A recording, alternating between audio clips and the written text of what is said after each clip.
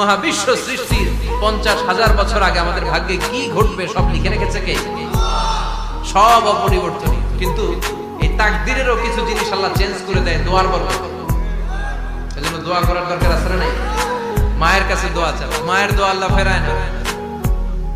মজলুম ব্যক্তির দোয়া আল্লাহ ফেরায় না, মুসাফিরের দোয়া আল্লাহ ফেরায় না।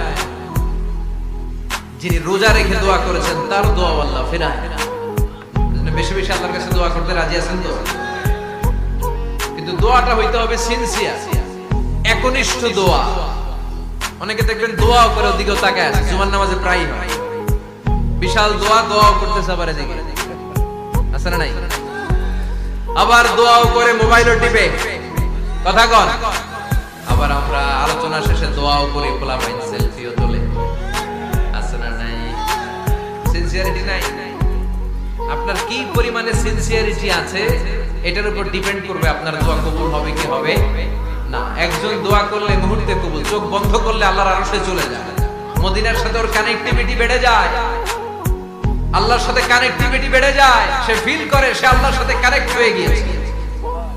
আর আরেকজন দোয়ার মধ্যে খুঁজে কিছু পায় না, আছে না নাই? দুই দোয়ায় পার্থক্য আছে না, কথা কন। এজন্য সম্মানিত ভাইরা, দোয়াই যখন করবেন সিনসিয়ারলি করবেন, কানেক্টিভিটিটাকে স্ট্রং করার চেষ্টা করবেন। সিনসিয়ার দোয়া is like a missile. Missile নাম শুনছেন? হামলা করে না, মিসাইল হামলা করেছে ইসরায়েল, শুনেন নাই?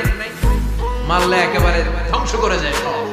এই মিসাইল হামলা, ড্রোন হামলা, এগুলো লক্ষ্য